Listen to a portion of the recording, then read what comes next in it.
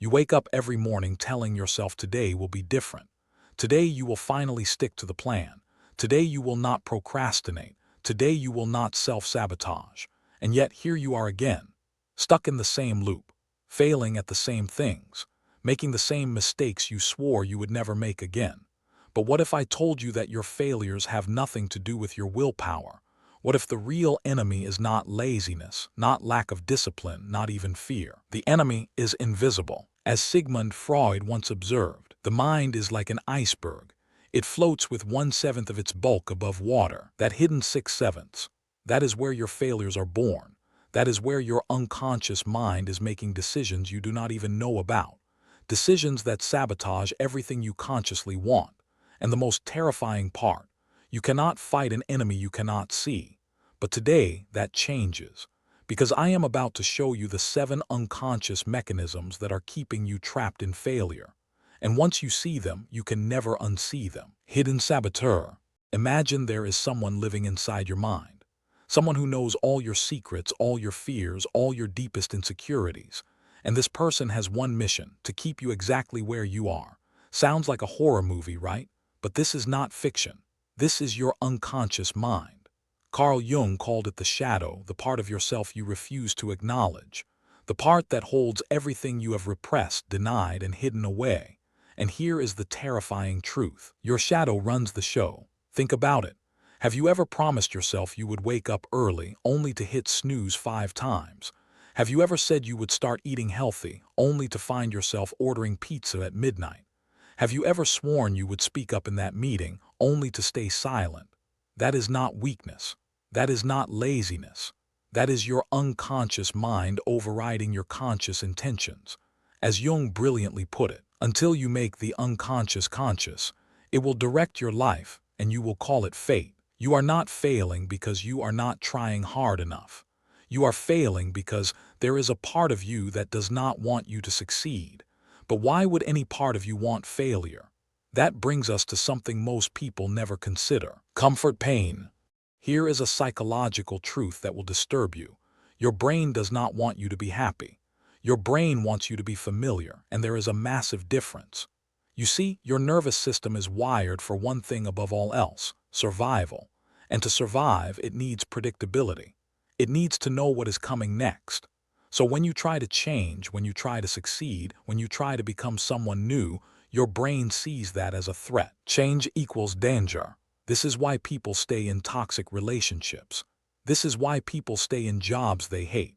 This is why you keep returning to the same patterns that hurt you, because pain you know feels safer than happiness you do not. Psychologists call this the familiarity principle. Your unconscious mind has a detailed map of who you are, what you deserve, and where you belong. And every time you try to exceed those boundaries, it pulls you back. Like a rubber band stretched too far. You might feel this as sudden anxiety before a big opportunity, or unexpected self-doubt right when things start going well, or that mysterious urge to sabotage everything just when success is within reach. Your unconscious is not punishing you. It is protecting you from the unknown. But what if the unknown is actually better than what you have now? And this leads us to something even more insidious. Inherited. Before you were born, your unconscious mind was already being programmed. By the time you were 7 years old, the foundation of your entire belief system was complete, and you had no say in any of it. Think about the messages you absorbed as a child. Money does not grow on trees. Life is hard. Who do you think you are? You are not smart enough for that. These phrases seem harmless, but they became the invisible code running in the background of your mind. Childhood programs, adult failures. This is what psychologists call limiting beliefs, and they operate entirely below your awareness. You might consciously believe you deserve success, but if your unconscious was programmed with scarcity, with unworthiness, with the message that people like you do not make it, then you will unconsciously arrange your failure. Every single time. As the renowned psychologist Bruce Lipton explains, your life is a printout of your subconscious programs. You are not choosing to fail. You are running outdated software installed by people who had their own fears, their own limitations, their own unhealed wounds. And the most painful part, you probably still love those people. You probably still respect them, but their fears became your ceiling. The question is, are you ready to update the programming? But before you can do that, you need to understand something crucial about how your brain protects these beliefs. Identity trap. Here is a question that might change your life. Who told you who you are? Really think about this. The identity you carry around, the story you tell yourself about yourself, where did it come from? Most of us are walking around with an identity that was assigned to us. By parents, by teachers, by bullies on the playground, by that one comment someone made 20 years ago that we still cannot forget. And our unconscious mind defends this identity with everything it has. Identity before evidence. This is why lottery winners often go broke within a few years. Their external circumstances changed, but their internal identity did not. Their unconscious still believed they were poor, still believed they did not deserve wealth, still believed money was meant to disappear. So it arranged exactly that. The same thing happens with success in every area. If you see yourself as someone who always fails, your unconscious will filter reality to confirm that belief. It will notice every mistake and dismiss every achievement. It will make you forget your wins and remember your losses. As the philosopher William James once noted, the greatest discovery of my generation is that human beings can alter their lives by altering their attitudes of mind. You cannot outperform your self-image. Not for long. Your unconscious will always bring you back to who you believe you are. But what if I told you that your failures are serving a purpose you have never considered? Hidden payoffs. This might be the most uncomfortable truth in this entire video. Are you ready? You keep failing because you are getting something from it. Every repeated pattern, no matter how destructive, has a hidden payoff. Psychologists call this secondary gain, and it operates completely outside your awareness. Think about it honestly. When you fail, what do you get? Maybe you get to avoid the pressure and expectations that come with success. Maybe you get to stay in your comfort zone. Maybe you get sympathy and attention from others. Maybe you get to confirm the familiar story that life is unfair and you are a victim. Failure has hidden rewards. None of this is conscious. None of this is your fault. But until you recognize it, you cannot change it. I remember reading about a patient who could not seem to lose weight no matter what diet she tried. After months of therapy, she finally uncovered the truth. Her weight was protecting her from intimacy. It was her shield against a world that had hurt her. Her failure was serving her. As Carl Rogers, the founder of humanistic psychology, explained, the curious paradox is that when I accept myself just as I am, then I can change. What is your failure protecting you from? What would you have to face if you actually succeeded? These questions are uncomfortable, but they are the doorway to freedom. And speaking of things we avoid, there is an even deeper mechanism at play: fear of success. We talk a lot about fear of failure, but rarely do we discuss its more dangerous cousin, fear of success. And this one might be running your life without you even knowing. Think about what success actually demands. Success means being visible. Success means being judged. Success means you can no longer hide behind your potential.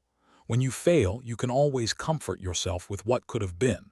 But when you succeed, there is nowhere to hide. Success ends the excuses. And here is something even more disturbing. Success changes relationships. Your old friends might resent you. Your family might feel threatened. You might outgrow the people you love.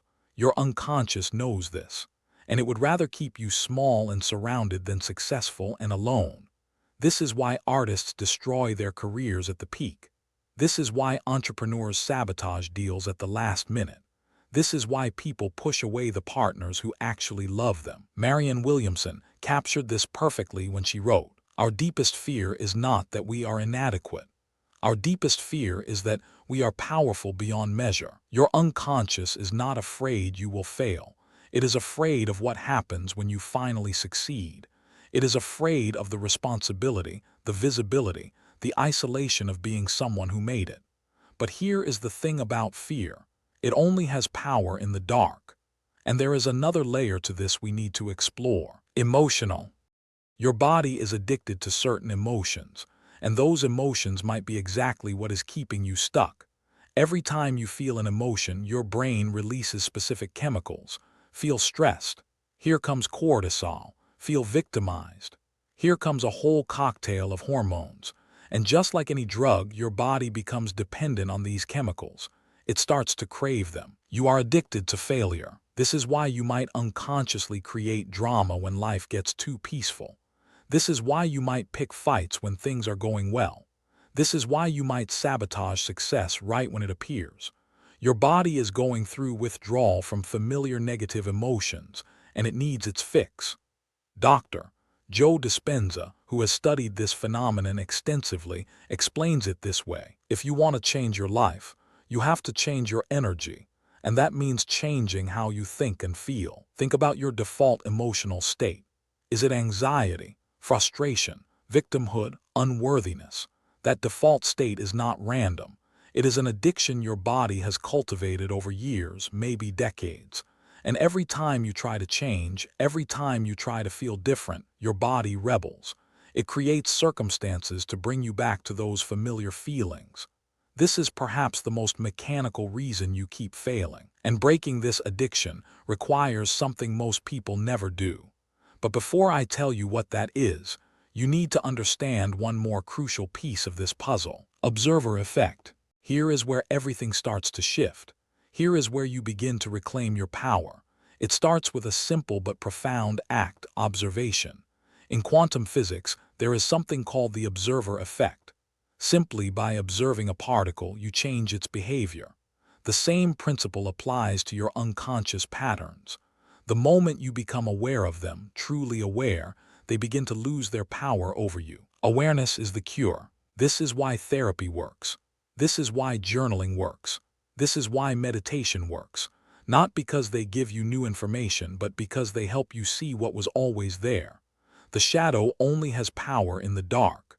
The moment you shine light on it, it begins to dissolve.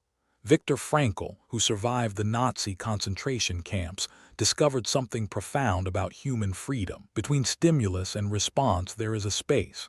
In that space is our power to choose our response. That space Frankl talks about. That is the space of awareness. And every time you pause, every time you notice your patterns instead of being swept away by them, you expand that space. You create room for choice. You step out of unconscious reaction and into conscious response. But observation alone is not enough. You need to take one more step. And this brings us to the most transformative part of this entire journey: rewriting code. Now that you can see the patterns, you have the power to change them. But how do you actually rewrite decades of unconscious programming? The answer lies in understanding how those programs were installed in the first place. Remember, most of your beliefs were formed before you were 7 years old, when your brain was in a highly suggestible state called theta. This is the same state you enter during hypnosis, during meditation, and right before you fall asleep. The doorway to change is theta. This is why affirmations often do not work. You are trying to install new software while the old operating system is still running at full capacity. Instead, you need to access the subconscious mind in its receptive state. This means meditation. This means visualization right before sleep. This means journaling that goes beyond surface thoughts into deep emotional processing. It also means repetition. Your unconscious learned through repetition, and it will change through repetition. But here is the key. You are not just repeating words. You are practicing new emotional states. You are rehearsing the feelings of the person you want to become. As Aristotle understood thousands of years ago, we are what we repeatedly do. Excellence, then, is not an act but a habit. Every day, you are programming your unconscious. The question is whether you are doing it consciously or letting life do it for you. But there is one final piece that ties all of this together: integration. The goal is not to defeat your unconscious mind. The goal is to integrate it, to make peace with the parts of yourself you have been fighting against. Because here is the final truth: those parts are not your enemy. They are wounded aspects of yourself that developed survival strategies a long time ago. They are still trying to protect you from pain that may no longer exist. Integration, not elimination. This is what Jung meant by shadow work. Not destroying the shadow, but bringing it into the light. Not fighting your unconscious patterns, but understanding them with compassion. When you approach yourself with curiosity instead of judgment, something magical happens. The resistance begins to melt. The patterns begin to shift. The parts of you that were working against you start working with you. As the poet Rumi beautifully expressed, the wound is the place where the light enters you. Your failures are not evidence that you are broken. They are doorways to understanding yourself more deeply. They are invitations to heal what has been fragmented. Every time you fail, you are being shown exactly where the unconscious is still running the show. And that is not a curse. That is a gift, because now you know where to look. Now you know what to integrate. Now you know how to finally, truly change. So here you are, at the end of this journey, but really at the beginning of a new one. You now know something most people will never understand, that your failures were never about willpower, never about discipline, never about not trying hard enough.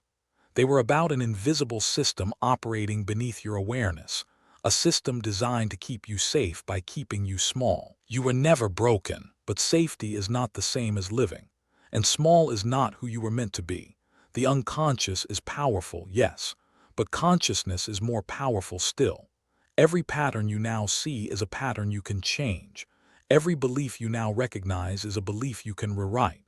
Every part of yourself you now understand is a part you can integrate. As the great psychoanalyst Carl Jung reminded us at the end of his life, who looks outside dreams, who looks inside awakes. Today you have chosen to look inside. Today you have chosen to awaken. The question is not whether you can change. The question is whether you will do the work. The answers are inside you. They always have been. Now go find them. If this opened your eyes, hit that like button and subscribe. More content like this is coming every week.